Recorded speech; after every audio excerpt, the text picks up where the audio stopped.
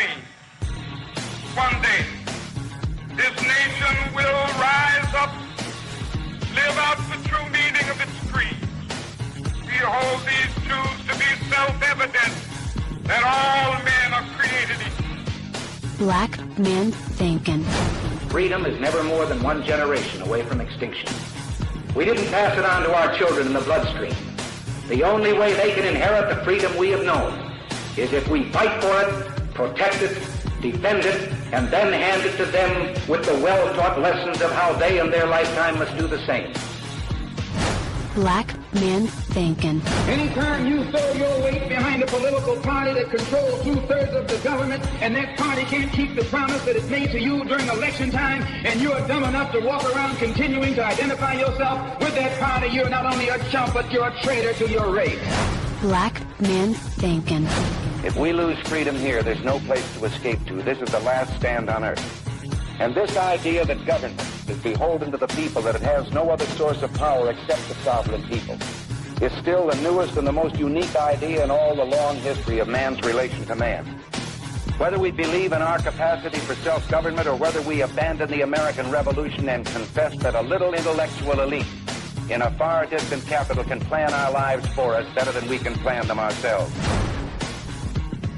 Black Man Thinkin. In this present crisis, government is not the solution to our problem. Government is the problem. Black Man Thinkin. Stanley Levy, Black Man Thinkin, here on the dominant force in Internet conservatism, TalkAmericaRadio.us. Also WDDQ, Talk 92.1 FM in Valdosta, Georgia, WJHC, Talk 107.5 North Florida Talk Radio, FreedomInAmericaRadio.com, and WLBB News Talk, AM 1330 and FM 106.3 in Carrollton, Georgia. Happy to be with you. Let's start with the week that was, and in this case, we have the election that was held on Tuesday of last week that still isn't over. Goodness. So what am I talking about? Well, you know what? Let's just talk about the different things that are going on. 3 states in particular, that would be Arizona, Florida, and Georgia. And on the 10th of November, PBS filed this report regarding the results of the midterm election, or more accurately, the don't have the results yet of the midterm election. Too close to call. In a politically divided America, the results of the midterm elections are, not surprisingly, very, very close. And in several states, the vote count is not complete. In Florida today, the Secretary of State ordered machine recounts in 3 races, including for U.S. Senate and governor. For more on what's next there and in key races in Georgia and Arizona, we turn now to Miles Parks, a reporter for NPR's Washington desk, who's covering the vote counts and possible recounts, along with charges and countercharges about possible fraud. He joins us now from Washington, D.C. Miles, here we are several days after the election, and the election is continuing in state after state. Georgia, let's start there. Yeah, absolutely, Hari. So Georgia is a really interesting case where we've got 2 candidates kind of living in 2 separate universes. You've got Republican Brian Kemp, who was Secretary of State.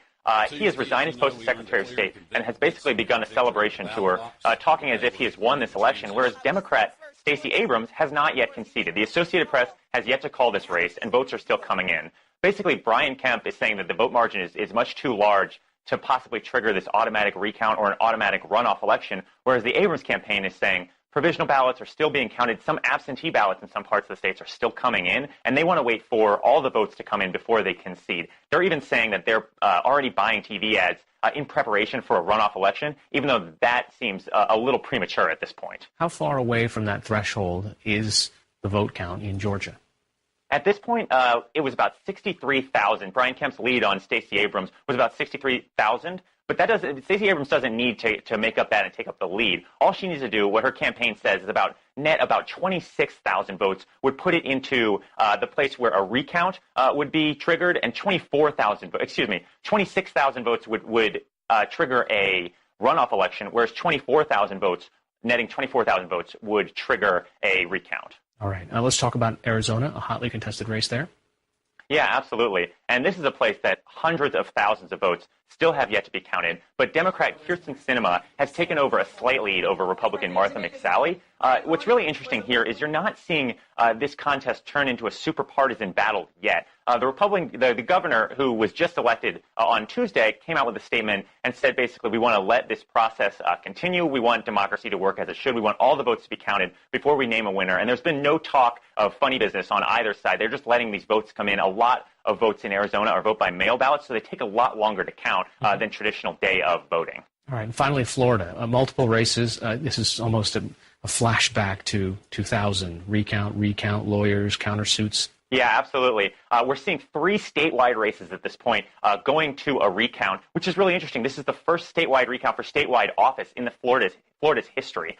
You've got the Commissioner of Agriculture, which no one is talking about at this point, headed to a recount, and then the 2 races that we've been following closely really for much of this year, the governor's race between Democrat Andrew Gillum and Republican Ron DeSantis has now crossed the threshold under this half a percentage point margin that would trigger an automatic recount. And then the Senate race is even closer than that. Right now, Democrat Bill Nelson trails Republican Rick Scott by less than 1/4 of a percentage point, which would not only trigger an automatic machine recount, but if you in Florida, by Florida state law, if you're under that 1/4 percentage point, it also triggers a mandatory hand count for some of the ballots. Wow. All right, Miles Parks of NPR. Thanks so much for joining us. So this brings to mind some things that were said by that great civics professor, Joseph Stalin. He said, it's not the people who vote that count. It's the people who count the votes. And as you can see in Arizona, in Georgia, and in Florida, it's not the voters who are making the difference here. It is basically those who are charged with tallying the votes, and they will decide what goes on. And I find that to be fascinating. Actually, there's another quote that Stalin had, or it's a variation on the first quote, that I think is much more descriptive of the United States. That quote is as follows: "It is enough that the people know there was an election. The people who cast the votes decide nothing. The people who count the votes decide everything." Why do I think that's more apropos?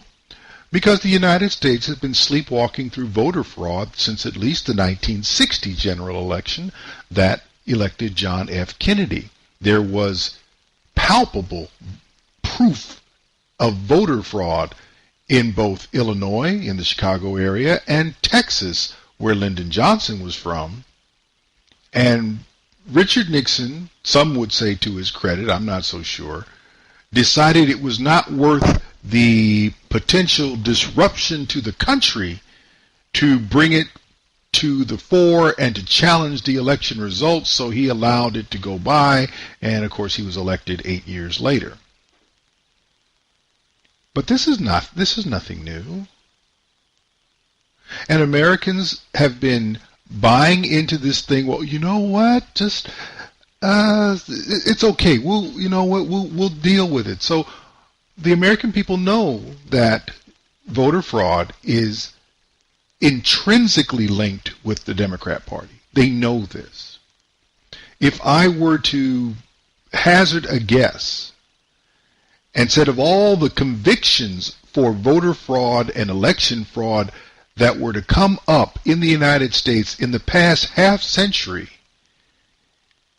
at least 9 of 10 of those convictions would be of those operating on behalf of Democrats. I could be wrong. I just don't think so. And within the last 4 to 6 years, I think it might even be higher. It is ridiculous that the American people know that the Democrats cheat at elections and have yet to do anything significant to stop the fraud. It is election fraud. It is not voter fraud. It is vote count fraud. And for example, there's a history of this stuff in Broward County. If you really wanted to take a look at that, it is very bad. Very, very bad. Broward County, the supervisor of elections, is the good witch doctor Brenda Snipes. And she has a history of illegally destroying ballots, sending out absentee ballots that never arrived. Fellow Democrats have accused her precinct of individual and systematic breakdowns or systemic breakdowns that made it difficult for voters to cast regular ballots. Bear that in mind. She's posted election results half an hour before the polls close, and that's a clear violation of state law in Florida. She has been sued for leaving amendments off of ballots, so we're not going to allow you guys to choose this because you just... Claiming to not have the money to notify voters when their absentee ballot expired, so she never told anybody. Having official staffers campaign on government time.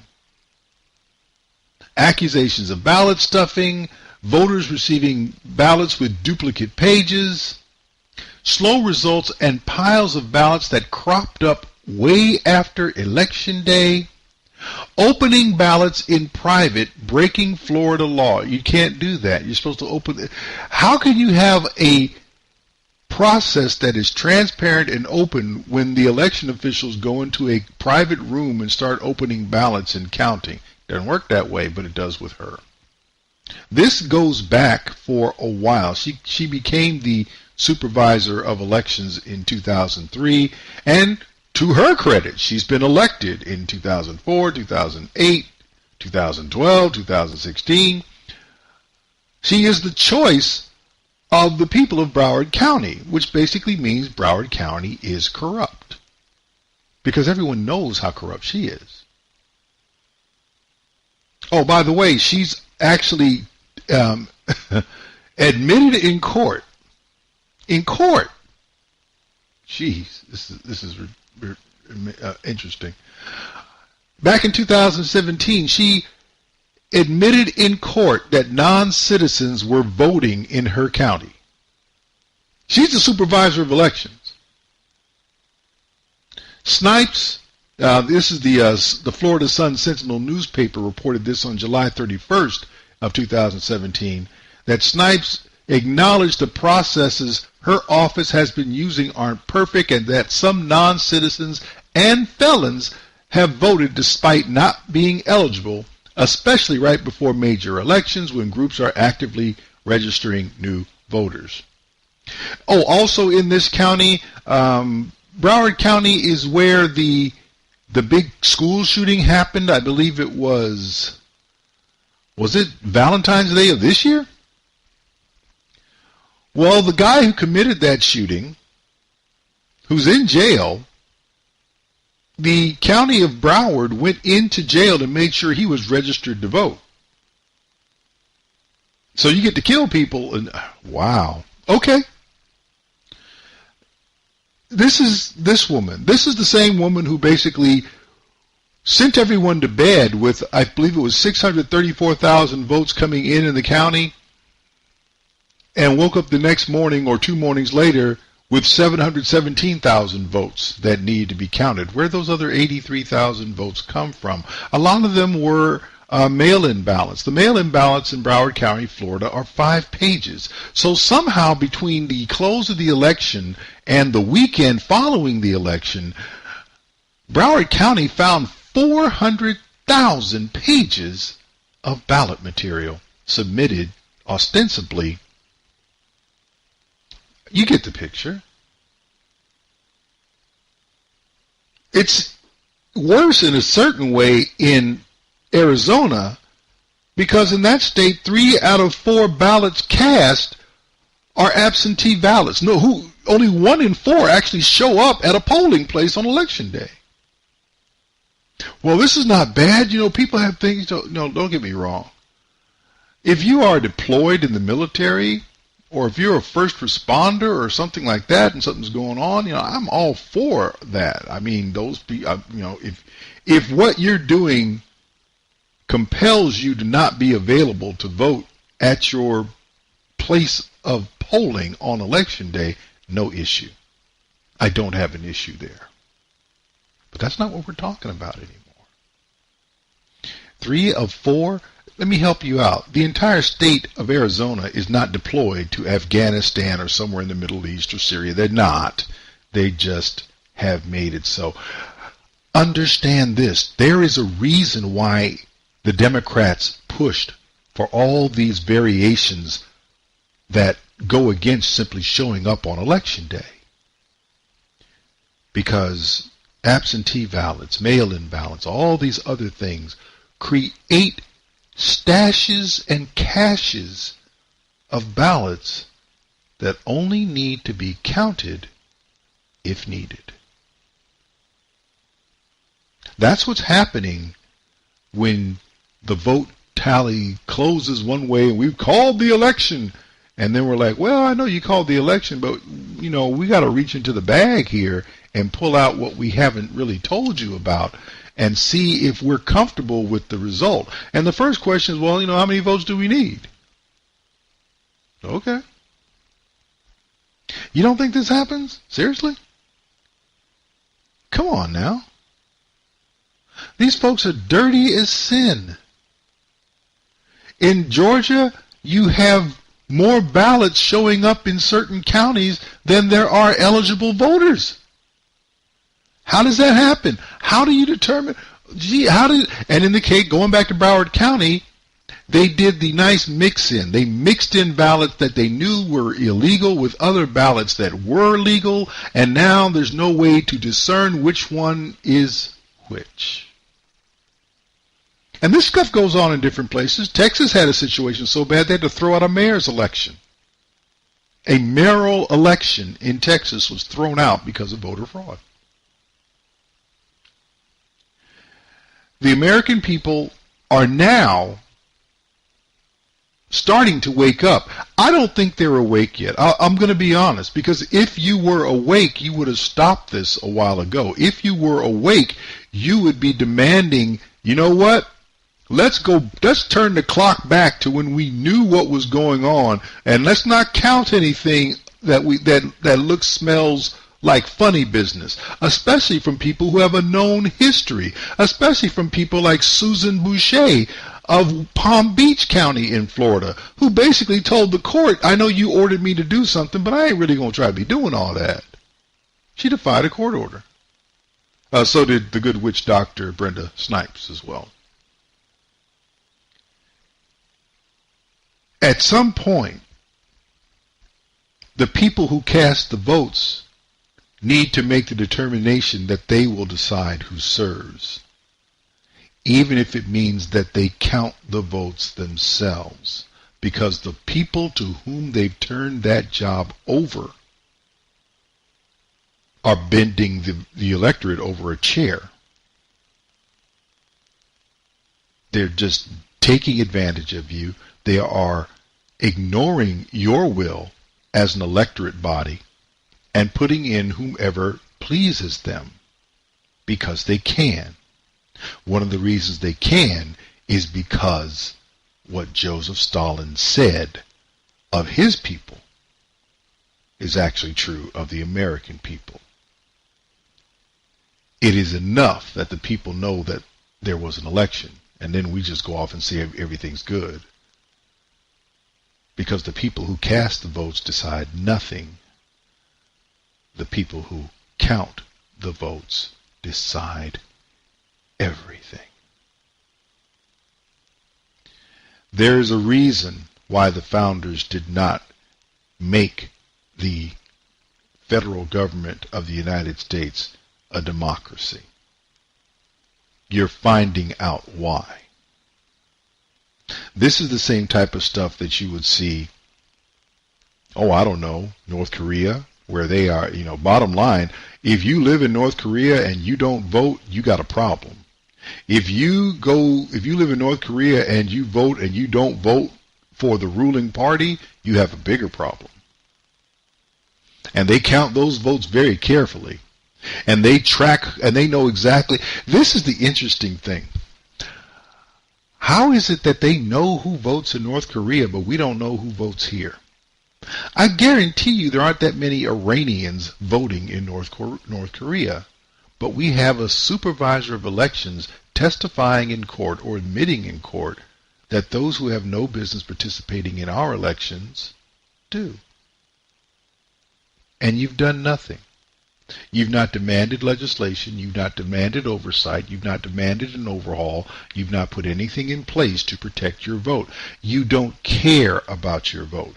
And here is my point. If you don't care about your vote, then don't vote and come up with a different way of determining who will serve in office. You have that right. Voting is not the only way to get this done. For example, before the 17th Amendment was passed, nobody voted on who was going to be a U.S. Senator. That was determined by other elected officials in the state legislature. They chose who would represent their state as senators in D.C. There was no direct election. You could come to the same conclusion elsewhere and for other offices. And more importantly, you would start making sure that that determination had your thumbprint on it, as opposed to simply having someone pulling the wool over your eyes. You're seeing the true nature of the Democrat Party blatantly on display, because in Florida, both Bill Nelson and Andrew Gillum, the Democrat candidates for Senate and governor, respectively, arguing in court in defense of counting the votes of illegals. That occurred. So, if they want to win so badly that they want non-citizens to put them in office, do you really think they're going to take care of the citizens of the country? Of their state? Really? I don't think so. But until you rise up, and you have someone, at least in one office, you have someone at the top of the federal government who's aware of this, who's sensitive to it, who's not the vote fraud apologist that the media is and all the Democrat Party is, because they're the ones doing the cheating, who is willing to do something about this. Because let me help you out with something. If you think the only place that Democrats cheat is Florida, Arizona, and Georgia, then there's, wow, that's right, I told you about Texas. But Texas had enough of a mind to kick folk out. Texas really does care a little bit more about their elections than most states. But I can go down the list. I can go to West Virginia. I can go to Wisconsin. I can go to a whole bunch of places throughout the country. I can go to Illinois. I can go to Ohio. I can go to Virginia. I can list all over these United States where Democrats cheat. And we know it. It's a proverb among the American people that the Democrats carry the vote of the dead. Think about that. And until you stop it, you have someone as president who's willing to work with you to stop it and make these elections more representative of the people who actually cast ballots, you're going to continue never to fully have your voice heard and your representation be reflective of your will. Because Democrats do and will cheat. Stanley Levy, Black Man Thinkin'.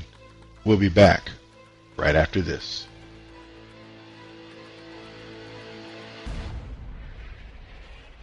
Stanley Levy, Black Man Thinkin', here on the dominant force in internet conservatism, TalkAmericaRadio.us. Also WDDQ, Talk 92.1 FM in Valdosta, Georgia. WJHC, Talk 107.5 North Florida Talk Radio.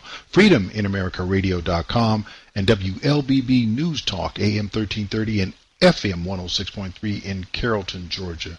Let me just make sure you understand this. Y'all done turned Trump loose. Y'all done unleashed Donald John Trump. What am I talking about? You actually think, many people think, that the midterm elections with the Democrats retaking the House, however legitimate that is, I guarantee you that the voter fraud or the election or the vote counting fraud that we're seeing unearthed in Florida, unearthed in Georgia and unearthed in Arizona are not limited to those 3 states. They're not. And it's amazing how long the American people, again, have been lulled into this sense of accepting vote count fraud. But Donald Trump is not. He stood up and he called it out, and he's done everything that he can as president to kind of sound the alarm about it. But even so, he's accepted the fact that even with legitimate results, he lost the House. He should have more seats in the Senate. He should, but they're doing their best to steal at least 2 and probably 3. They're trying to take away the Senate win in Arizona. They're trying to take away the Senate win in Florida, and they're actually trying to take away the Senate win in, I believe, Montana, where John Tester was in a very close race and should have lost. And we'll see how that turns out. Another place where vote count fraud is more than likely the culprit. Let's not forget, and I know I'm kind of back to the subject of the last segment, that the only reason the idiot Al Franken ever set foot in the Senate was because the number of convicted felons who voted in Minnesota, where it is illegal for convicted felons to vote, exceeded the margin of victory. Meditate on that. So the guy who smiled in pictures of him squeezing the breasts of unconscious women, the only reason he got in was because a bunch of folks who were not allowed legally to vote in Minnesota cast votes, and those votes were counted. You see how that works? They know the votes are fraudulent, but they don't go back and take them out and recount properly. See, that is the problem with voter fraud. But again, like I said, I'm going to get out of this segment. You guys have turned Donald Trump loose. Because Donald Trump, unlike other presidents, like, for example, the last one, when Barack Obama got his behind handed to him in his first midterm, we were through. Legislatively, it was over.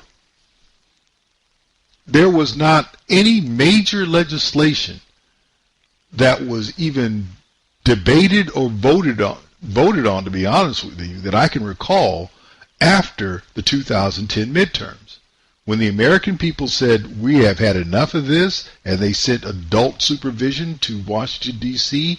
in the form of all those Republicans to wipe out a 74-seat majority for the Democrats and turn it into something like a 47-seat majority for the Republicans. They shut all that nonsense off. Because Barack Obama doesn't play well with others. If you don't think exactly the way Barack Obama thinks, he really doesn't want to talk to you. And one of the complaints that Democrats had throughout the Obama administration, he didn't talk to them either. He didn't do that. Donald Trump, on the other hand, he talks to Democrats constantly. He's out there saying that Nancy Pelosi deserves to be Speaker, something which I find anathema. And his rationale is very simple. She's worked hard. She's held this thing together, and she, quote unquote, deserves this honor. Those are his words. I disagree with those words. But you guys want to think that Donald Trump has a bunch of enemies on Capitol Hill. Donald Trump talks to everybody. Donald Trump, I'm not trying to say he's a friend of everybody, but remember, he's the guy who was able to go get Mitt Romney and even bring him in, and there was even discussion, I don't know how real it was, that he could actually be a part of the cabinet after he had slammed Trump and called him a fraud and everything else. And this, of course, was after Trump had put a significant amount of money into his 2012 campaign. You just don't understand who Trump is. Trump doesn't really care about bygones. He doesn't care. His focus is on what can I do now, and whether or not this person or that person, without regard to my history with regard to them, is going to be able to help me get there. He doesn't care. Infrastructure, which is something the Democrats say they care about, Trump was talking about during about that during the campaign. Unfortunately, the Republicans, who couldn't get out of their own way on anything, though they had somebody sitting in the White House ready to sign almost anything they could actually get together, they couldn't pull that together. A Democrat majority might. And if they do, Donald Trump is ready to sign it. So here's what you're going to find out. The makeup of Congress is not going to hinder Donald Trump's agenda. He's going to get something done. It's going to be something that he believes is to the benefit of the American people. Are we going to get the wall? Probably not. Not while Democrats are there. Are you going to get another Supreme Court justice? Probably not. But there's another election in 24 months. We will see. Oh, by the way, he may get the Supreme Court thing because he still has the Senate majority, and actually a larger majority than he had before, and the House plays no role in who is confirmed to the federal judiciary. But you guys, again, you think that you hemmed him in? No, you didn't. We got him now. We got people. We're going to investigate Trump. Doesn't matter what you investigate. Jeff Sessions is out. Doesn't matter who you investigate.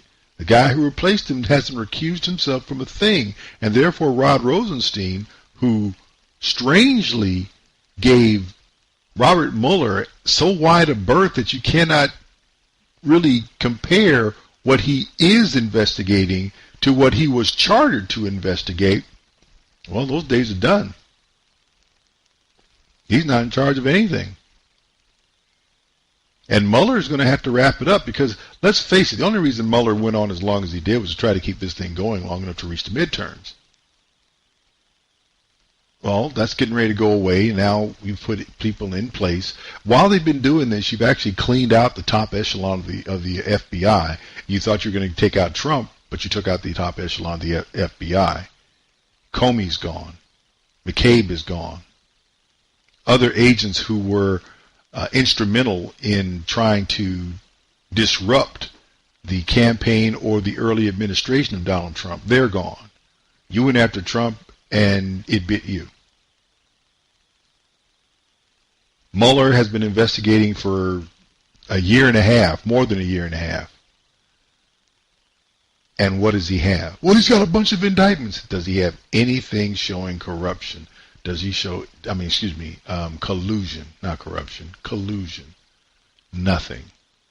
Not one indictment, not one conviction indicates that Donald Trump colluded with the Russian people. The Russian government. Now, if you wanted to say you wanted to go after Hillary Clinton, you could have put her in jail 4 or 5 times by now for all the stuff she did with Russia. But of course, that's not the focus of this thing. The only focus was what happened with regard to Trump. Had it been a real investigation about what had happened with respect to the election, Hillary Clinton would be wearing an orange jumpsuit by now. A pantsuit. But that's not what happened. What are some of the more visible and obvious signs that Donald Trump is now unleashed after his midterm? Well, let's go back to the 8th of November when Donald Trump drew down on Jim Acosta of CNN. In the midterms. Here we go. If you don't mind, Mr. President, that this caravan was an invasion. As you know, Mr. President, I consider it to be an invasion. As you know, Mr. President, caravan was not an invasion. It's a group of migrants moving up from Central America towards the border with the U.S. Thank you for telling me that. Why did you characterize it as such? Because I consider it an invasion. You and I have a difference of opinion. But do you think that you demonized immigrants in not this election to try to keep... I want them to come into the country, but they have to come in legally. They have to come in, Jim, through a process. I want it to be a process. And I want people to come in, and we need the people. Your campaign... Wait. You know why we need the people, don't you? Because we have hundreds of companies moving in. We need the people. They're hundreds of miles away, though. They're hundreds and hundreds of miles away. That's not an invasion. Honestly, you know what? That's not an invasion. Honestly, I think you should let me run the country. You run CNN. Right. And if you did it well, your ratings would be much better. If I may ask one other question. Mr. President, that's enough. Ask one of the other folks. That's enough. Pardon me, ma'am. Mr. President, that's enough. Mr. President, I had one other question, if I may ask, on the Russia investigation. Are you concerned that you may have. I'm not concerned about anything with the Russian investigation because it's a hoax. That's enough. Put down the mic. Mr. President, are you worried about indictments coming down in this investigation? Mr. President. I'll tell you what, CNN should be ashamed of itself having you working for them. You are a rude, terrible person. You shouldn't be working for CNN. Go ahead. I think that's unfair. You're a very rude person. The way you treat Sarah Huckabee is horrible. And the way you treat other people are horrible. You shouldn't treat people that way. Go ahead. Go ahead, Peter, go ahead. In Jim's defense, I've traveled with him and watched him. He's a diligent reporter who busts. Well, I'm not a big fan of yours either, so I understand. To be honest. So let me ask you a question, if I can. You repeatedly said you aren't the best, Mr. President. You repeatedly over the course of just sit down, please. Well, when you report fake news, when you report fake news, which CNN does a lot, you are the enemy of the people. Go ahead, Mr. President. Over the course of the last several days of the campaign, sir, at the end of the campaign, you repeatedly said that Americans need to fear Democrats. You said it would unleash a wave of violent crime that endangers families everywhere. Why are you pitting Americans? Why are you pitting Americans against one another, sir? Peter, are you trying to be him? No, Peter, I'm just asking the question. Let me just tell you, very simple, because they're very weak on crime. If you're willing to get past the banter, Donald Trump made some very interesting and straightforward points. I want them. We need the people, but they need to come in legally. Let's remind everyone, they're trying to force themselves across the border illegally and claim asylum. However, U.S. law allows them to apply for refugee status from anywhere in the world. If you're going to apply for asylum, then you need to be in the United States. Well, they're fleeing, all the unrest and violence in their homeland. Well, excuse me, they're not being attacked in Mexico. Mexico even offered them asylum as they could because they were actually in Mexico. They turned down Mexico's offer of asylum, but they could have still applied for refugee status in the United States while they were in Mexico. And had those petitions for refugee status been accepted, the United States government was going to give them relocation assistance to get to this country and authorize them to work here. That's the way the law is written. So the fact that they would not do that tells you all along this was nothing more. We'll get back to that. That's the Caravan. Jim Acosta's treatment of human beings that are associated with Donald Trump is horrific. There's no other word for it. It is absolutely pathetic. The way he treats Sarah Huckabee is... I'm surprised that she doesn't come down out of that podium and just pimp slap him every so often. It's ridiculous. The man does not ask questions. He's there as, some type of a protester. It's just, I want to know, why didn't the president do this? Okay, well, if you let me, but as you're starting that, let me start another question. He demeans her? He says she's lying? I don't think you're telling the truth. That's not true. Really? Okay. So instead of actually asking questions and getting answers and reporting on the answers. And, of course, once you write the report, you can say whatever you want in your report. You want to badger the press secretary? That's ridiculous.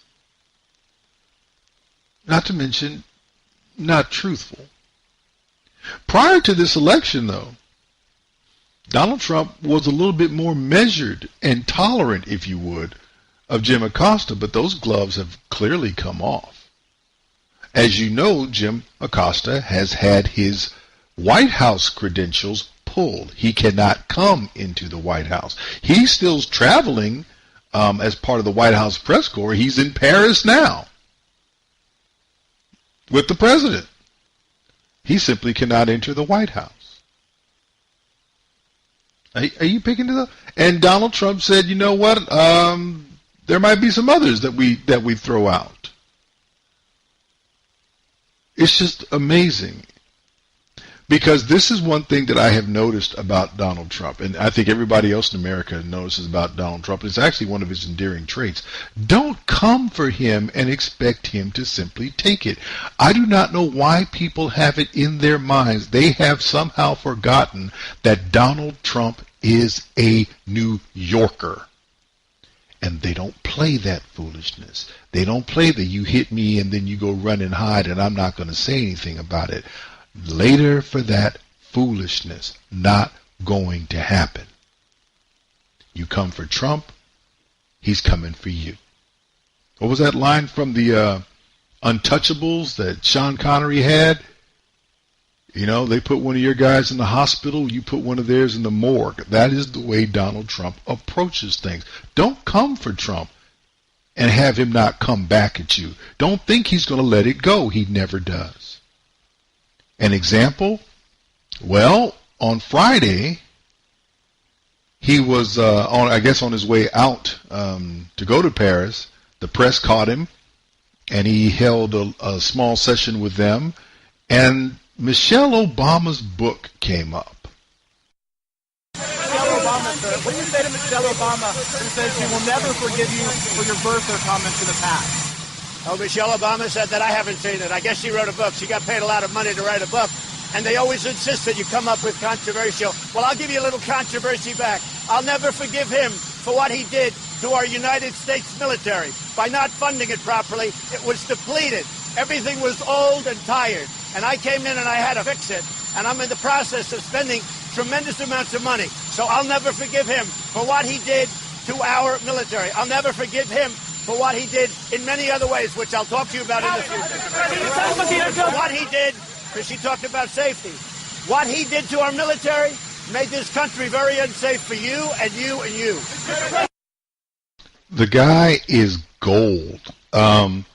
Let's talk about this. Notice how he did not go at... They brought Michelle Obama's comments to him. He didn't come back at Michelle Obama. Oh, she said that?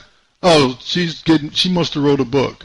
And having written a book himself, he just simply acknowledged, well, they paid her a lot of money, and anytime you write a book, they want. He's giving you insights into stuff that maybe you didn't, maybe you already knew, but he's just reiterating it. If you're going to write a political book about and include comments about a figure like Donald Trump, who is controversial, they want controversy in the book. It's going to help sell. So she brought out the birther thing. I'm never going to forgive him. And like, oh, really? And he did not come back at her. He launched back on her husband. He didn't go after that woman. So all the things about, oh, Donald Trump doesn't like black women. Well, here's a woman saying that she hates what he said and is not going to do this, that, and the other, blah, blah, blah. He had nothing to say about her at all. He moved directly at the target. During that same press conference as he was getting ready to leave the country for Paris, the subject of Abby Phillip came. Well, actually, Abby Phillip asked her infamous question that got her pimp slapped immediately during the press session on the White House lawn as he was getting ready to leave. Well, Matt Whitaker, I don't know Matt Whitaker. Matt Whitaker worked for Jeff Sessions, and he was always extremely highly thought of, and he still is.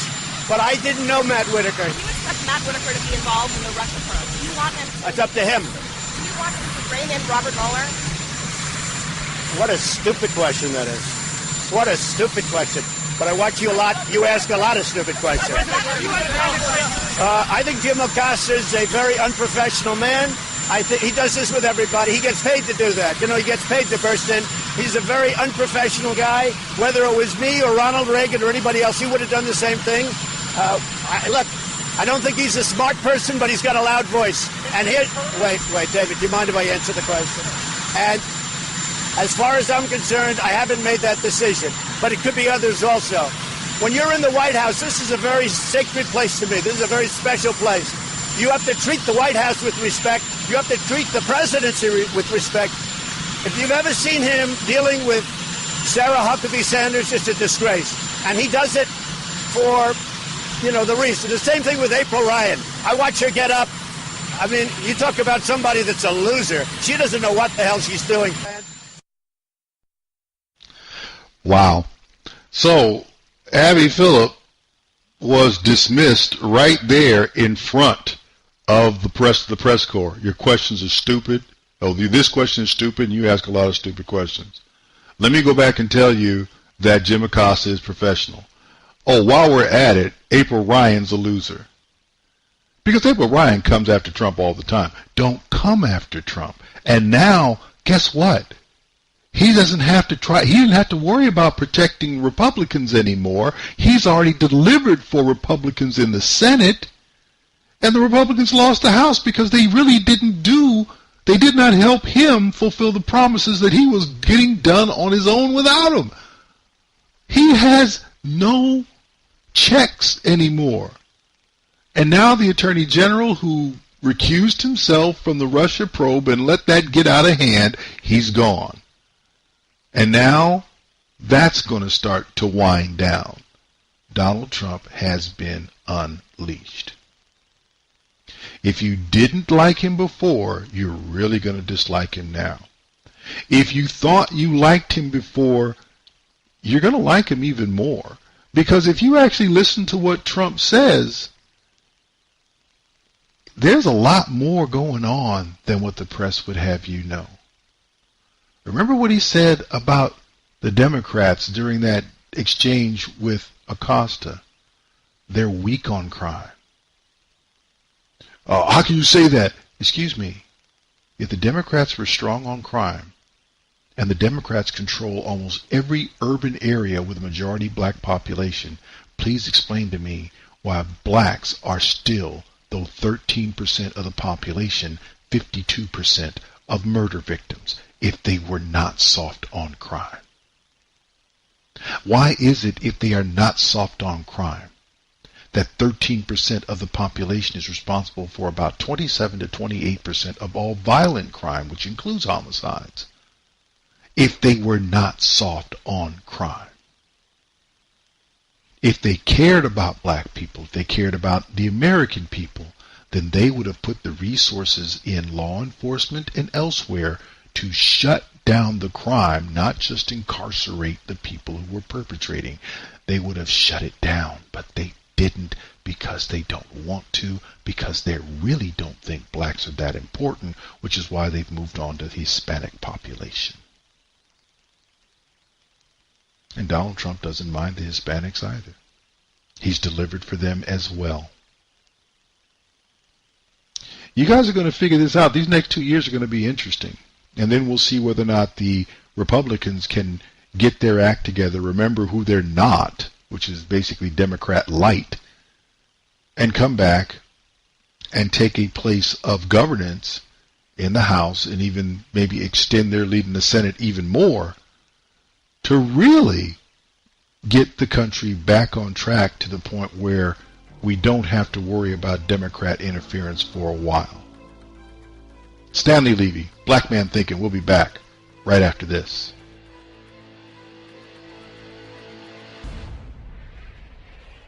Stanley Levy, Black Man Thinkin', here on the dominant force in Internet conservatism, TalkAmericaRadio.us. Also WDDQ, Talk 92.1 FM in Valdosta, Georgia. WJHC, Talk 107.5 North Florida, Talk Radio. FreedomInAmericaRadio.com. And WLBB News Talk AM 1330 and FM 106.3 in Carrollton, Georgia. Final segment of this first hour, and it's going to be short before I turn it over to my good friend Ron Edwards. This Caravan thing has now been put on simmer, and the reason why was because they didn't get to Mexico in time. They need to be at the Mexican border or the U.S. border with Mexico by election weekend, and they didn't make it. So they're just going to be simmering a little bit. They're going to be held off. They'll come back up later when they're needed. In the meantime, remember what Donald Trump said during the blowout with Acosta. We need these people. We want these people because all these companies are coming in and going to invest in America, and we're going to need the workers. We just want them to come in legally. Let me ask you a question. If you're a migrant trying to get out of your country and come to the United States, would you rather apply for refugee status and, if accepted, have the U.S. government escort you into the country with a work authorization? Or would you rather try to get into the country, meet the U.S. military at the border, and be arrested and held up while everybody else gets in ahead of you? Which one would you prefer? And why would you want to come to the country like that when the President of the United States just said, we want you, we simply want you to come in legally? Anybody got an answer to that question? I can tell you what's really going on is the left is manipulating everyone in this hemisphere who's not in the United States to come here at a time of the globalists choosing to be as disruptive to governance of the United States as possible. Everybody in that caravan right now could simply go and say, you know what? We want to come to the United States and we're going to apply for refugee status right here. Go to the nearest consulate. And the difference between a refugee and an asylee, someone seeking asylum, is simply where are they when they make the application to get to the United States. Remember, the refugee gets the assistance from the American government to relocate. The asylee has to make it here on his own. Which one would you prefer? To walk 1,000 miles or to catch a plane paid for by the U.S. government to get where you want to go? This doesn't even make sense from in any way, shape, or form when the United States President is not saying we don't want you in the country. He's saying we don't want you to come here illegally. Fill out your refugee form. Stand in line with everybody else. We have so many jobs here that the people in our country are not available to fill them. So we're giving you the opportunity not to come here and just be hotel workers and gardeners and folks working in agriculture. There's nothing wrong with those jobs. People have fed families and raised generations on those jobs. Nothing wrong with them. But they're saying you don't have to settle for that. We have more things for you because people are coming to invest money in the United States. Just go through our process and you might get more from the U.S. than you ever bargained. Why isn't every immigration advocate having their people apply for refugee status? And with that, I'll turn it over to my good friend Ron Edwards, and we'll be back afterward with Hour 2 of Black Man Thinkin'. In the American Dictionary of the English Language, Noah Webster 1828 edition, the meaning of the word race is defined as a series of descendants, indefinitely. Thus, all mankind are called the race of Adam. Hello, I'm Ron Edwards. On today's page from the Edwards Notebook, the word racist means one who hates another of a different race or skin color because of their difference in appearance, place of origin, or existence. Thus, when I hear President Donald Trump espouse the need to stop illegal border crossers from coming into our republic and systematically wreaking havoc, it never occurred to me that he is racist or hates non-white people. The truth is, the president is seeking to do what every homeowner does daily to protect the entryway into our country and protect us from harm and preserve our American republic. The United States has been accepting far too many legal immigrants and illegal border crossers, thus endangering the unique, exceptional nation status of our beloved USA. Of course, leftist Democrats label those who actually seek to protect our sovereignty as racist bigots. But actually, it is they who are the bigoted ones against America and are doing the bidding of George Soros to destroy America from within via illegal border crossers. I'm Ron Edwards. Don't miss the Ron Edwards Experience Fridays at 4 p.m. Eastern, 1 p.m. Pacific on AmericaMatters.us and Sunday midnights on Talk America Radio. Sponsored by the Tri-County Liberty Coalition. I have a dream. One day, this nation will rise up, live out the true meaning of its creed. We hold these truths to be self-evident, that all men are created equal. Black Man Thinkin. Freedom is never more than one generation away from extinction. We didn't pass it on to our children in the bloodstream. The only way they can inherit the freedom we have known is if we fight for it, protect it, defend it, and then hand it to them with the well-taught lessons of how they in their lifetime must do the same. Black Man Thinkin. Anytime you throw your weight behind a political party that controls 2/3 of the government, and that party can't keep the promise that it made to you during election time, and you're dumb enough to walk around continuing to identify yourself with that party, you're not only a chump, but you're a traitor to your race. Black Man Thinkin. If we lose freedom here, there's no place to escape to. This is the last stand on earth. And this idea that government is beholden to the people, that it has no other source of power except the sovereign people, is still the newest and the most unique idea in all the long history of man's relation to man. Whether we believe in our capacity for self-government or whether we abandon the American Revolution and confess that a little intellectual elite in a far distant capital can plan our lives for us better than we can plan them ourselves. Black Man Thinkin. In this present crisis, government is not the solution to our problem. Government is the problem. Black Man Thinkin. Stanley Levy with Hour 2 of Black Man Thinkin here on the dominant force in Internet conservatism, TalkAmericaRadio.us. Also WDDQ, Talk 92.1 FM in Valdosta, Georgia. WJHC, Talk 107.5 North Florida Talk Radio. FreedomInAmericaRadio.com and WLBB News Talk, AM 1330 and FM 106.3 in Carrollton, Georgia. Well, a lot was made because it was surrounding the midterm election, also SNL, which still among some quarters is a popular program. Personally, I can't remember the last time I watched an episode of Saturday Night Live, but that's just me. Something came up with a comedian on the show and a veteran, a combat veteran, a wounded combat veteran who was running, and I do believe prevailed in his effort to gain a seat in the U.S. House of Representatives. Let me just play for you what happened, and then we'll go from there. As we said, the midterm elections are next week. Here with his first impressions of some of the candidates is Pete Davidson.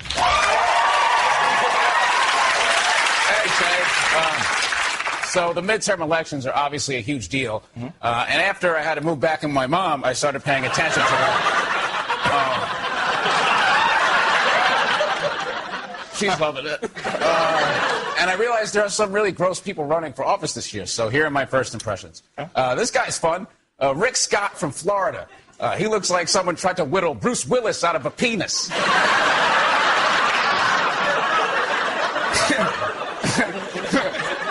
Here's a New York guy, Peter King. I actually don't know a lot about him, except he looks like if a cigar came to life. This guy's kind of cool, Dan Crenshaw. Oh, come on, man. Yo, hold on. You may be surprised to hear he's a congressional candidate from Texas and not a hitman in a porno movie. I'm sorry, I know he lost his eye in war or whatever. Whatever. All right. Well, here's a Democrat, so I look fair. Give me that, like, Cuomo guy. There he is. All right.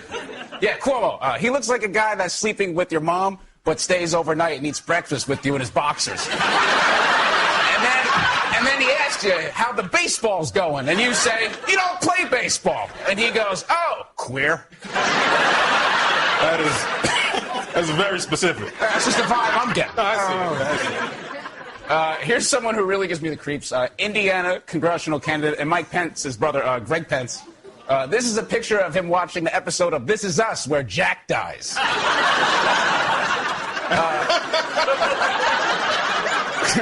Just so you know, he's actually running as a faith-based conservative. He's running as a... He's running... What? You never messed up at work before? As a faith-based conservative and not a Ken doll that spent a year in a river. Yeah, still landed. Oh, there you go. Yeah, still work. And don't get me wrong, like, I'm not insane. I know I shouldn't be making fun of how anyone looks. I look like I make vape juice in a bathtub. like a Dr. Seuss character who went to prison. And the last thing I will say is, I know some of you are curious about the breakup, but the truth is, it's nobody's business, and sometimes things just don't work out, and that's okay. She's a wonderful, strong person, and I genuinely wish her all the happiness in the world. Now, please go vote on Tuesday, all right?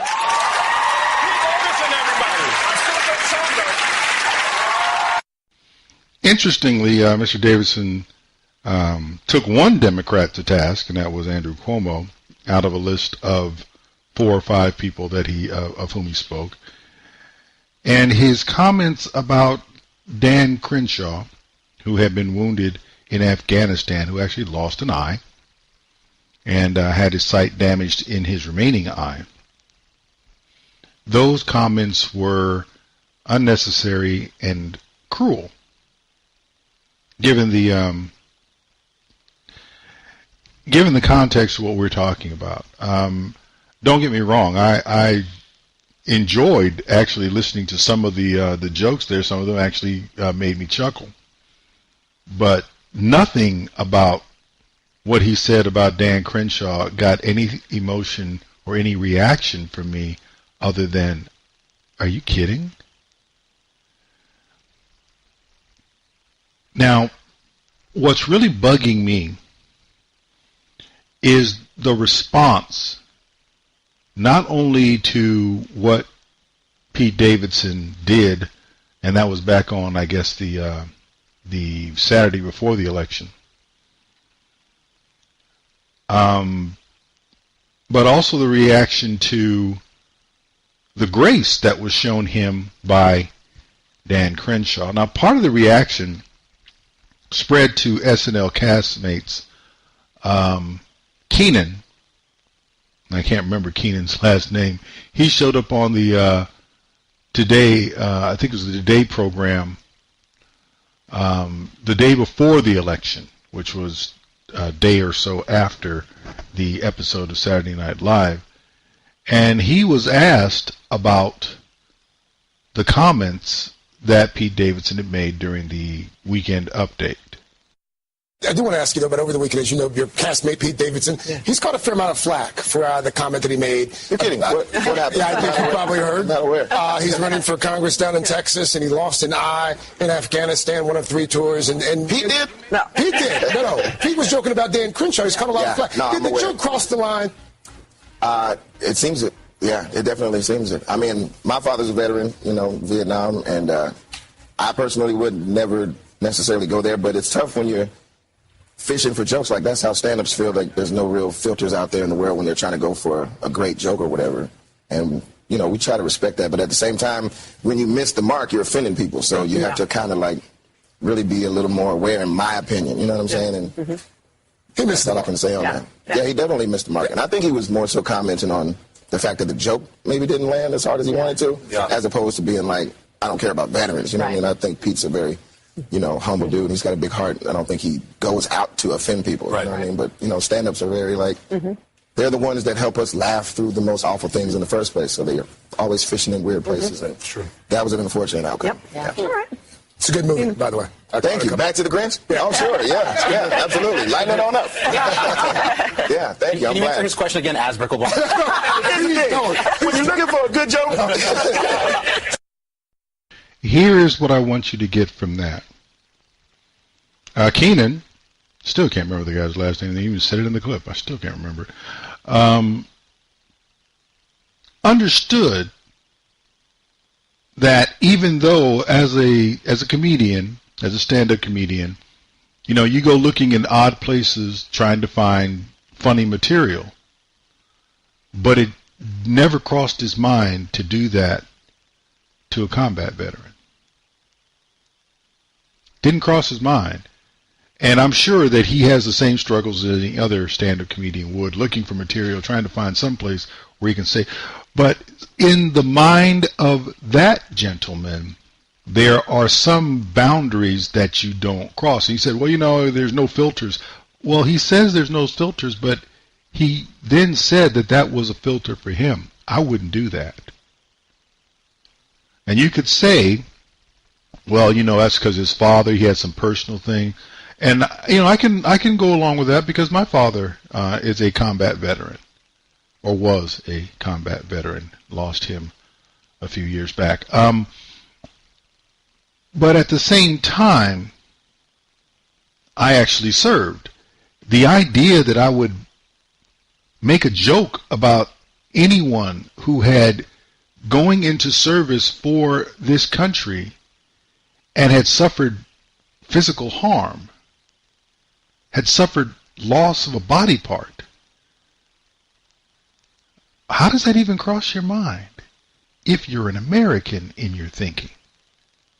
And for me, that's what the issue really comes out to be. Are you an American in your thinking? Well, there was a lot of back and forth. There was a lot of criticism, deserved. A lot of grace being shown by Lieutenant Commander Dan Crenshaw. And a week after Pete Davidson did that one segment of Weekend Update on Saturday Night Live, he did another one, and there was a quote-unquote surprise guest. Pete Davidson did a feature here on Weekend Update that caused some controversy. Here to set the record straight is Pete Davidson.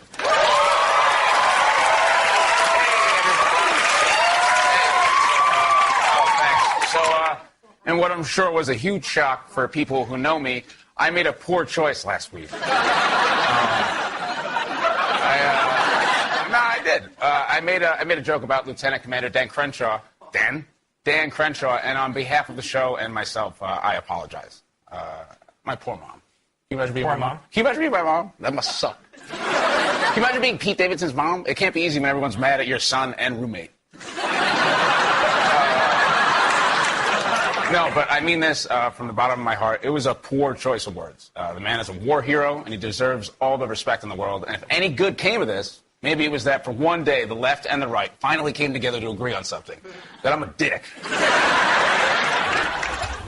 You think?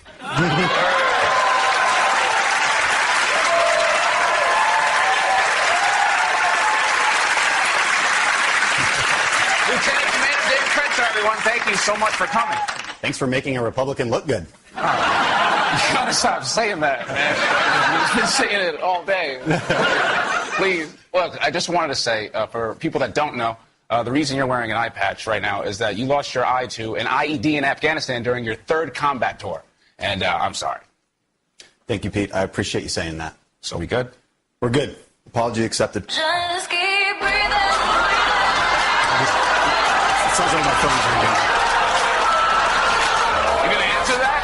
And I was just gonna let it ring because that's rude to answer. Let's just let it go to voicemail. No, it's cool. Well, cool, man. Yeah. Oh, do you know her? All right, so that's funny. All right. So last week I made a joke about a picture of you, and I feel like it would only be fair if you got me back and made fun of a picture of me. Does that sound okay? I don't really need to do that. No, come on. I deserve it. All right, I'll do it. Please. All right. And now, first impressions with Lieutenant Commander Dan Crenshaw. Thanks, Colin. This is Pete Davidson. He looks like if the meth from Breaking Bad was a person. Not bad. So there, we're even. All right. Hold on, one more. This is. All right. He looks like a troll doll with a tapeworm. Yeah, man. All right, that's good. We should wrap this up. Hold on. No, this is fun. This is fun. Cool. He looks like Martin Short in the Santa Claus Story. By the way, one of these people was actually good on SNL. No, you're right. No, you're not wrong. Okay, but seriously, there's a lot of lessons to learn here. Not just that the left and right can still agree on some things, but also this: Americans can forgive one another. We can remember what brings us together as a country and still see the good in each other. This is Veterans Day weekend, which means that it's a good time for every American to connect with a veteran. Maybe say thanks for your service, but I would actually encourage you to say something else. Tell a veteran, never forget. When you say never forget to a veteran, you are implying that, as an American, you are in it with them. Not separated by some imaginary barrier between civilians and veterans, but connected together as grateful fellow Americans. We'll never forget the sacrifices made by veterans past and present, and never forget those we lost on 9/11, heroes like Pete's father. So I'll just say, Pete, never forget. Never forget. And that is from both of us.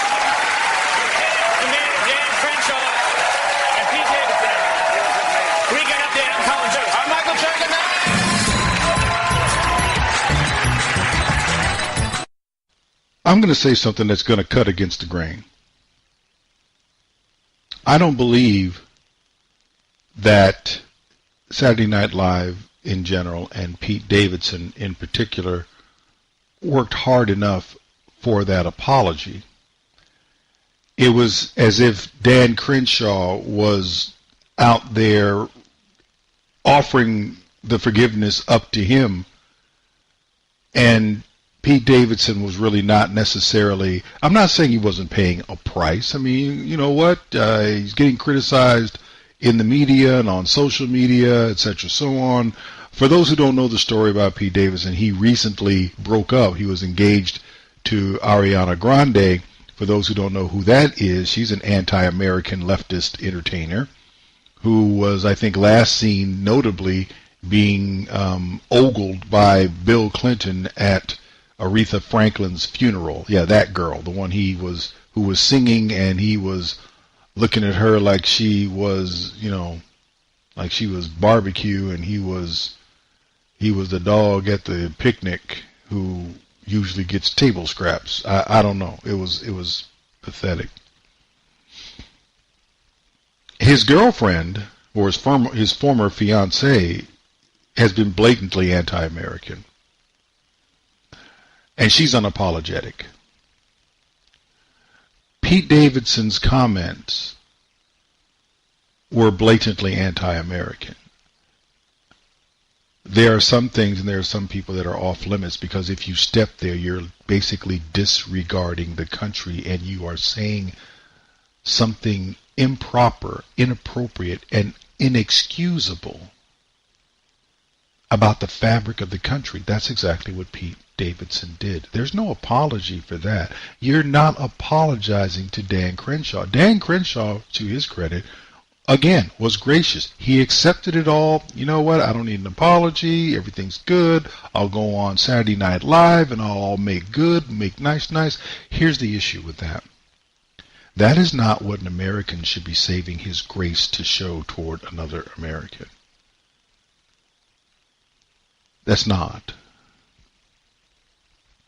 Disagreements are things you bridge over tragedies, where you had people in Houston or in parts of Louisiana or in Puerto Rico or in Florida, when storms hit, even neighbors who disagree with one another, if they saw their neighbor was in trouble, even though they had a disagreement, they had never disagreed about anything regarding the nature of the American people. I feel that what Davidson did, as innocuous as it may have sounded, was a denigration of the American people. As a result, it's not Dan Crenshaw's forgiveness that he should have sought. I will acknowledge he did say, I made a bad mistake and I'm sorry. I get that. Here's where I'm going. At the end of all this, SNL and Pete Davidson and those on the left of the political spectrum took a shot at the United States of America and walked away unscathed. Those who are not on the left in America, unless it seems maybe you're Donald Trump, I guess you seem to be able to get away with it. You can't take those type of shots at those on the left in this country and have it all go away after a week. They hounded Bill Cosby into prison. Let's not forget these things. They are still after Trump. They hounded. If the only reason they're not still after Clarence Thomas is because he has a lifetime appointment and it doesn't matter. There's nothing they can do. No one has apologized to Brett Kavanaugh. No one has offered him an apology, even though it is intuitively obvious to the casual observer that his accusers lied. That is how bad this is, in my opinion. Until you stop giving the left free passes for coming at Americanism, they will still think that they can do these things and all should be good. I'm not against comedy. I'm not against irreverent comedy. But there are some things that should never be in contention about which we should be irreverent. Dan Crenshaw is not an idol to me. The sacrifice of Dan Crenshaw is of great value to me and should be respected and honored, not in any way, shape, or form be made light of. I'm not into forgiving people for that until they stop doing it. I guarantee you Pete Davidson will be back after those who are not left of center the next opportunity he has. As a result, it was inappropriate to forgive him, because repentance is what is to precede forgiveness, not simply an apology. Stanley, Levy, Black Man Thinkin' will be back right after this.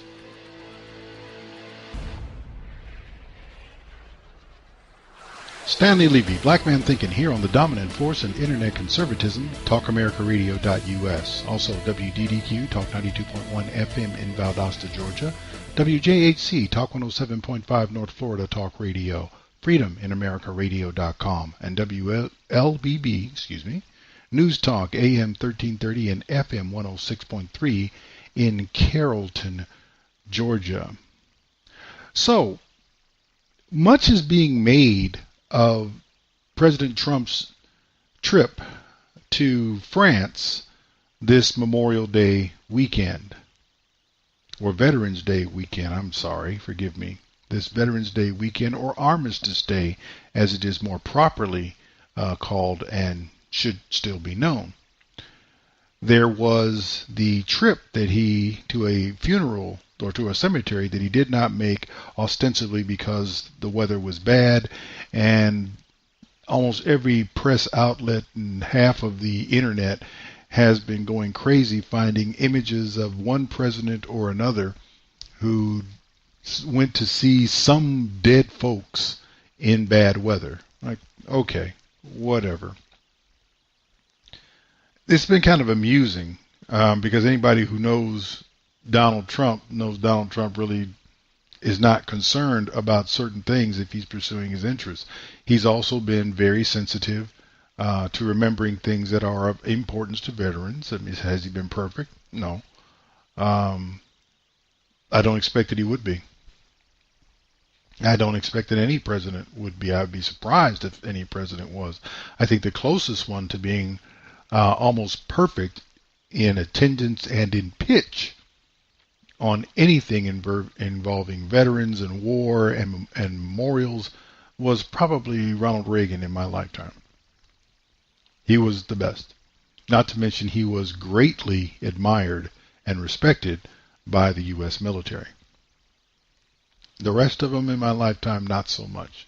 They just, as far as how the military viewed them, nobody since Reagan has held a candle to Reagan. And I'm not trying to say that Trump is doing a Reagan-esque job. I know he is better thought of than Barack Obama, but that's really not saying a whole heck of a lot. But again, the media and leftists in our country, the United States, have made a big deal of what Donald Trump apparently or ostensibly is not doing in Paris. And there was also a speech that was given on Armistice Day in Paris, and it didn't look like the weather was all that great there either, but Donald Trump was in attendance, looking disinterested. I'll be the first one to say it. Donald Trump's body language at some of these international events is not the best. It doesn't make him look like he's the most interested or engaged individual. Whether or not he is, it's a different story. And he's in his 70s, and he doesn't get a lot of sleep, and he's a tireless worker. So I can understand if you're going to try to make the guy sit still for very long. That's not what he's built for. He's not built to look good. He's built to do good. That's one way of saying it. But I think when you break this down, because a lot has been made about the speech that French President Macron made, speaking about globalism versus patriotism. And there has been criticism of that's been interpreted as him directly criticizing Trump's policies right in front of Donald Trump's face on the world stage. I'm not so sure about that. I think what you're really seeing more than anything else is a globalist world order that's in the press and throughout much of world governance, particularly the UN and anyone who supports the UN, really looking for any opportunity to criticize Donald Trump for things that he has said, stances he has taken that are directly against what globalism stands for. In fact, back in September of this year at the UN, Donald Trump made it exceedingly clear that he is not really down with globalism. As world leaders sat in the audience, a declaration from the world's most powerful nation. We reject the ideology of globalism, and we embrace the doctrine of patriotism. Around the world, responsible nations must defend against threats to sovereignty, not just from global governments, but also from other new forms of coercion and domination. President Donald Trump's speech to the UN General Assembly outlined his policy of sovereignty and patriotism. He mentioned a number of UN institutions that Washington has left or boycotted since he came to power, including the Human Rights Council and the Global Compact on Migration. His address stood in contrast to the UN Secretary General's call to strengthen the world body. Individual leaders have the duty to advance the well-being of their people, but it runs deeper. Together, as guardians of the common good, we also have a duty to promote and support a reformed, reinvigorated, and strengthened multilateral system. Trump's second UNGA speech continued the America First theme that he presented to this international forum last year, which marked a major shift from President Obama's foreign policy. Binding ourselves to international rules over the long term enhances our security. And I think that's not just true for us. Trump has pulled out of the Trans-Pacific Partnership, the Paris Climate Accord, and the Iran nuclear deal. He has threatened to leave the World Trade Organization, the North American Free Trade Agreement, and the North Atlantic Treaty Organization. Charles Kupchan from the Foreign on Council Relations sees Trump's policies as promoting a post-American, post-Western world order. He wants to go back to a world of hard, sovereign, self-interested states. He wants this to be a world of America first, Germany first, China first, Japan first, everybody out there doing their own thing. And that's a dramatic shift, because starting with Pearl Harbor and running through President Obama, we were very much about seeing our interests as intermingled with the interests of like-minded states, not running counter to them. The U.S. representative at the UN, Nikki Haley, explained the U.S. still wants to be involved in multilateral organizations. But not in the way that they're mandated on what the United States does or that infringes on the American people. Trump has often accused countries and even alliances like NATO of taking advantage of the United States. And his supporters see Trump's rejection of multilateralism as keeping his campaign promise of making America great again. Patsy Vidakuswara, VOA News at the White House. Donald Trump went to the UN and said, "We reject globalism." That is like going into the lion's den and saying, "We're not going to protect you guys from poachers anymore." It's about as blatant as you can say, and that's one of the things that I personally find very refreshing about Donald Trump. Donald Trump is not the type of guy who's going to go behind your back and tell you what he thinks of you. Donald Trump will get in your grill. He will walk. Excuse me. I got something I got to say to this guy that he's not going to like. Where is he so I can go and say it in his face so he can smell my breath when I say it to him. That's who Donald Trump is. That's refreshing. And you heard the list of things that he's walked away from: the Trans-Pacific Partnership, the climate change treaty, the Iran nuclear deal, various UN. He has made it clear, not just in word. He's not like Barack Obama, who says he's going to do things and then you wait and nothing happens, but he'll keep saying what he's going to do while nothing happens. The old lead from behind. Donald Trump doesn't do that. He's going to say it and then he's going to do it. Period. And he'll do it while he says it. Period. So keep that in mind as you start looking at all the things that are being said about what's going on in Paris, or what had been going on this past weekend in Paris with Donald Trump.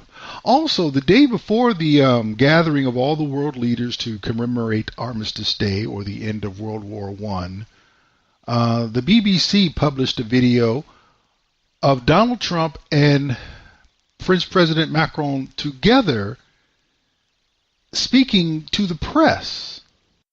We're getting along from the standpoint of fairness, and I want it to be fair. We want to help Europe, but it has to be fair. Right now, the burden sharing has been largely on the United States, as the President will say, and he understands that. And he understands that the United States can only do so much in fairness to the United States. So we're rebuilding our military. We just had approved $716 billion. The year before that, we had $700 billion. So we're almost completely rebuilding our military with the latest and the greatest. And we want to absolutely be there. We want to help. We want to be a part of it. But different countries have to also help. That's only fair. And I think the President, we've already discussed this, and the President and I very much agree on that. I do agree. I think we work very closely together in Syria. President Trump reminded you what happened the 13th of April this year. We work very closely together to make a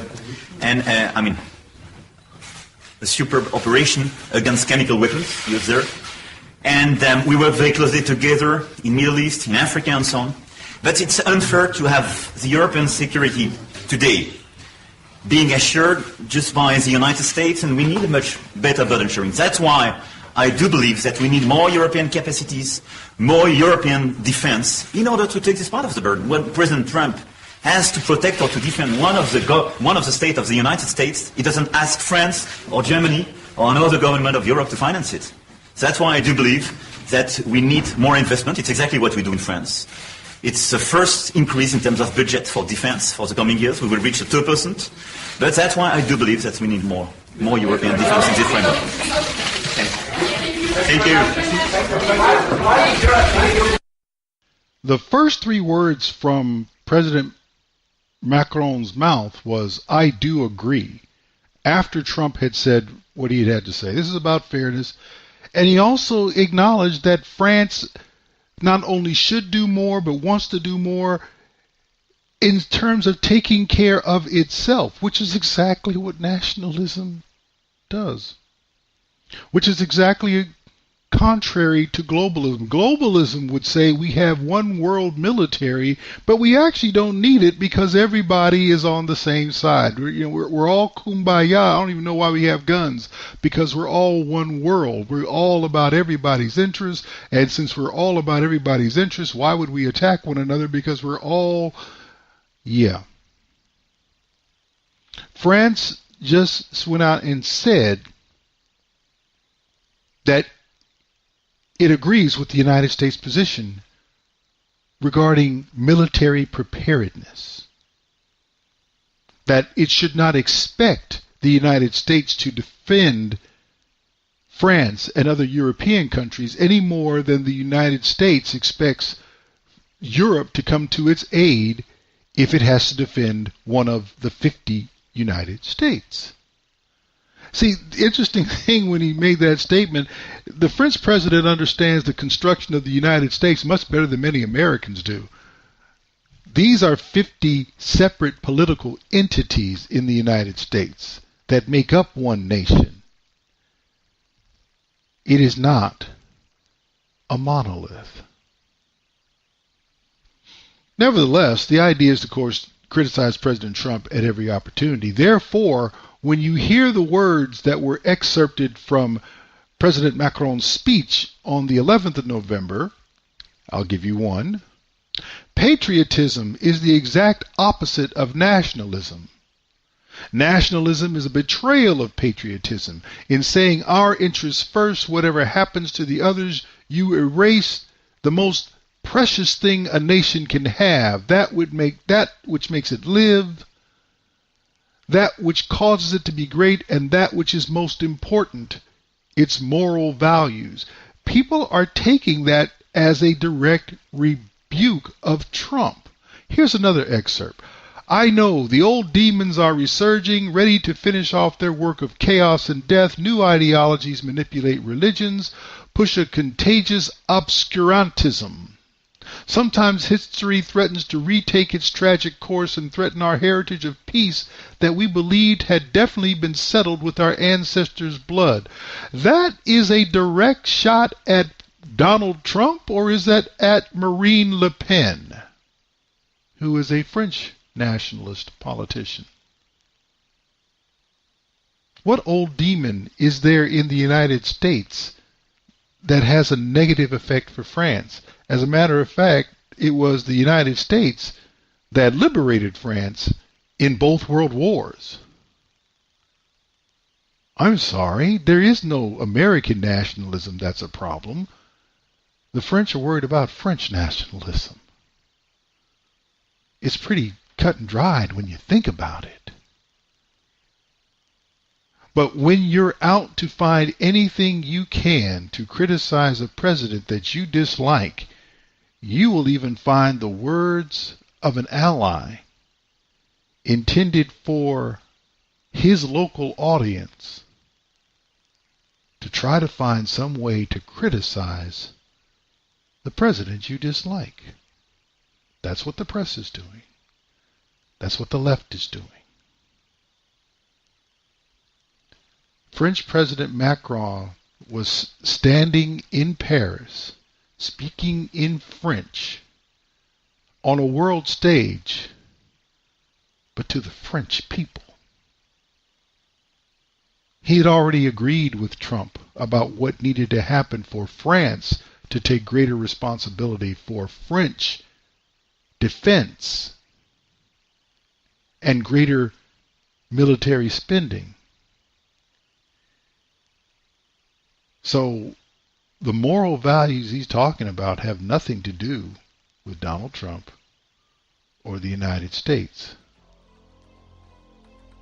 But you'll never hear that from the American press.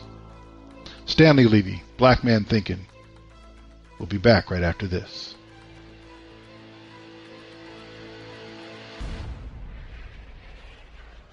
Stanley Levy, Black Man Thinkin', here on the dominant force in Internet conservatism, TalkAmericaRadio.us. Also WDDQ, Talk 92.1 FM in Valdosta, Georgia. WJHC, Talk 107.5 North Florida Talk Radio, FreedomInAmericaRadio.com, and WLBB, News Talk AM 1330 and FM 106.3 in Carrollton, Georgia. Final segment of the show. Why is California burning?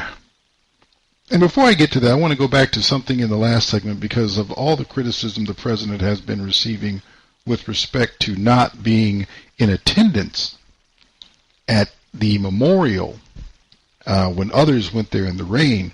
An administration official, this is from John Roberts of Fox News, administration official tells Fox the reason there was no motorcade backup option for the Ainsmarn Cemetery after the Marine One weather call was that it would have shut down traffic from Paris all the way to Belleau for hours. Well, let me break this down for you. Donald Trump didn't go someplace because it was raining, but it wasn't his decision. It was the United States Marine Corps. They were not going to fly the president on Marine One in Paris in low ceiling. They were not going to do it. They said, no, sir, we will not risk your security and safety. We will not do it. And there was no motorcade backup because when he was told well, if we do this, we'll shut down traffic for hours. Donald Trump said no. That's not going to do it. We're not going to do that. See, that runs in stark contrast to somebody like Bill Clinton, who shut down LAX for hours so he could bring somebody out to give him a haircut. A lot of people don't remember that. I do. This is interesting. And there's a whole thread on Twitter from John Roberts describing exactly what happened. And there are people going at him, well, how the other leaders were able to get there? Their helicopters could fly in the rain. Say, well, their helicopters were not at below. They were just north of Paris, and below is 55 miles away on the road. So it was a shorter drive for them. So what was the cutoff for being too long of a drive? Couldn't President Trump have taken the helicopter? Wasn't that the plan? John Roberts, the Marines made a weather call, not the White House. Then someone else, still, it's not right. And John Roberts, you may not think it's right, but the Marines didn't think it was right to potentially risk the life of the U.S. president for flying in low ceilings. And then someone else really got themselves in it. Well, where did the helicopter fly in from originally? It flew in the cargo hold of a C-17 from Joint Base Andrews.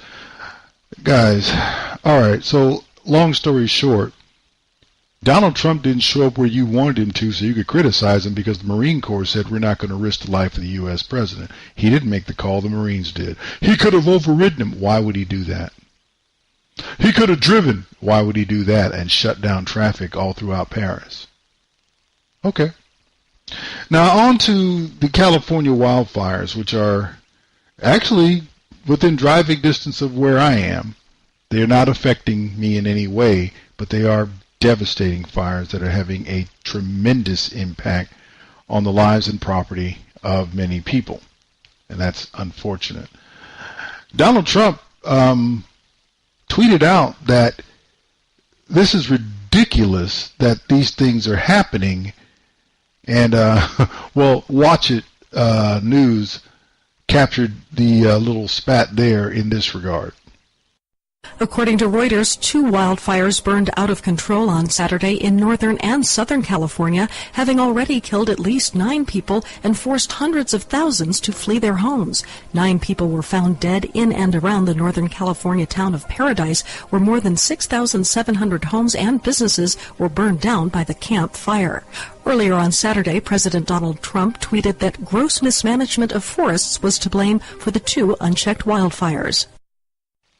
And not surprisingly, Donald Trump was taken to task for that tweet. Katy Perry called it heartless.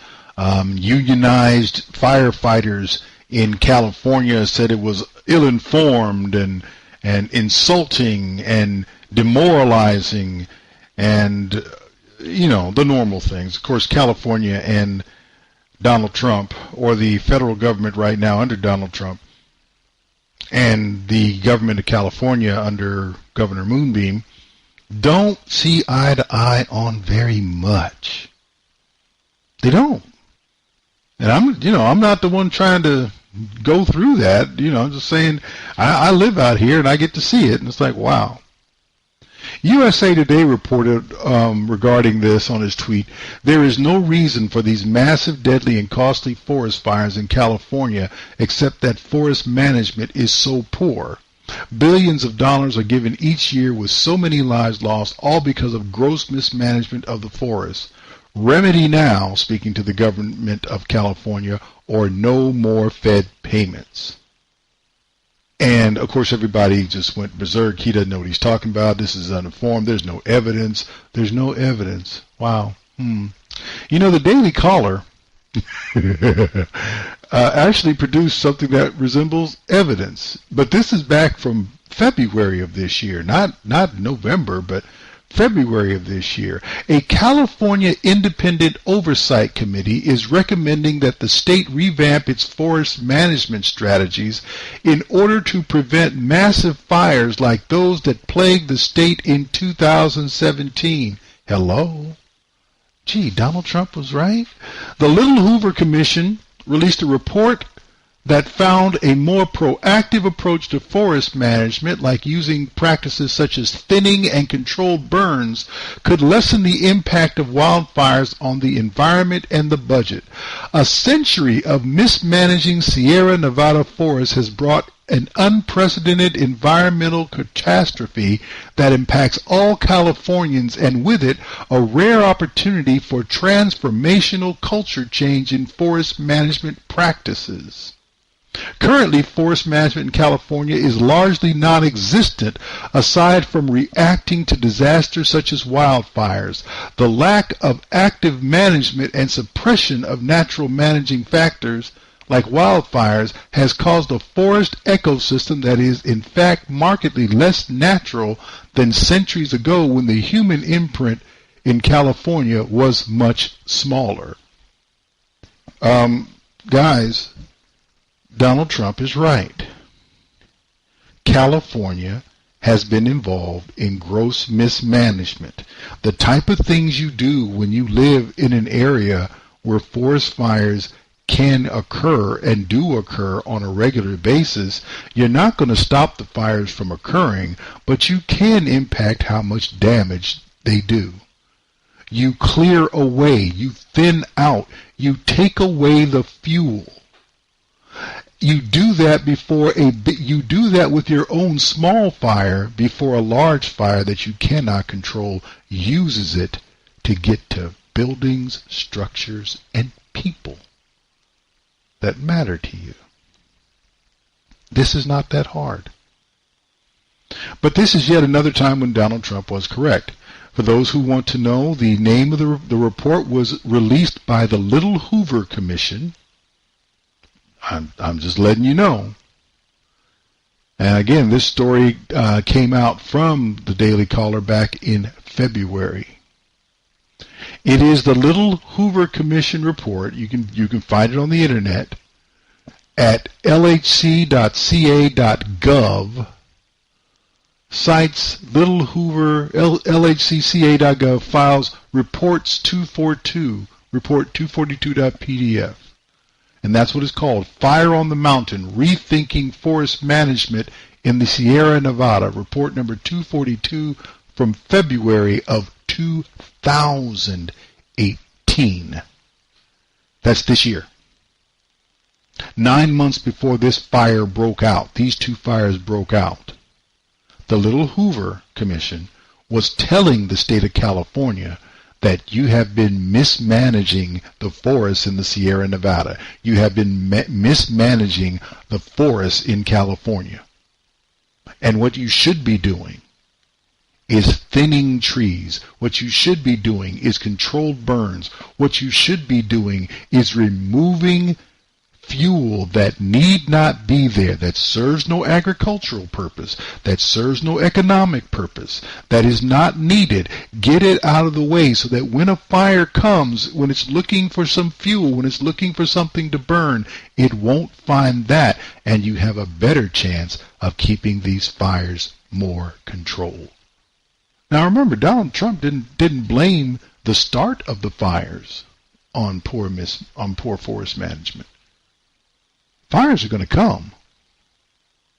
What he said is, had you managed your forest better, you wouldn't be seeing all this loss of life. You wouldn't be seeing all these tragic stories. You wouldn't be having to respond to all. See, here is the difference. You can react or you can respond. If you respond to a threat, you may not have to react to it later. Well, now, California's in full react mode. See, that's called hero time. Everybody's in hero mode now. How are we going to save the people? How are we going to save the animals? Can we save any houses? Or are we just going to just rescue everybody? And all he's saying is, you know what? We give you guys billions of dollars every year. The purpose of that is to prevent things like this from occurring, so that other people can have the advantage that I currently enjoy, which is not of enjoying seeing a whole lot of things burn, but knowing that that burn is staying a safe distance away from me. Donald Trump is trying to help people. He is blunt, And he's kind of like what I would call an Old Testament prophet.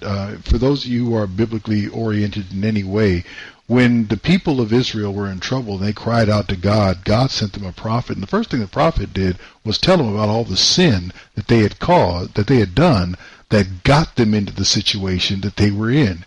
You know what? You didn't listen to God when he told you this, and now here's where you are. If you had done what God had said, if you had done the things the right way, this probably wouldn't have occurred. God would have kept this from occurring. But since you didn't, he took his hand off you, and now here you are. That's kind of the approach. I'm not trying to say that Donald Trump is either a holy man or that he has any specific connection to God, but his approach is the same. When Donald Trump sees a problem and people hurting, the first thing he does is tell them about their problem. You need to understand why you're here. California mismanages forests. The state of California mismanages water resources.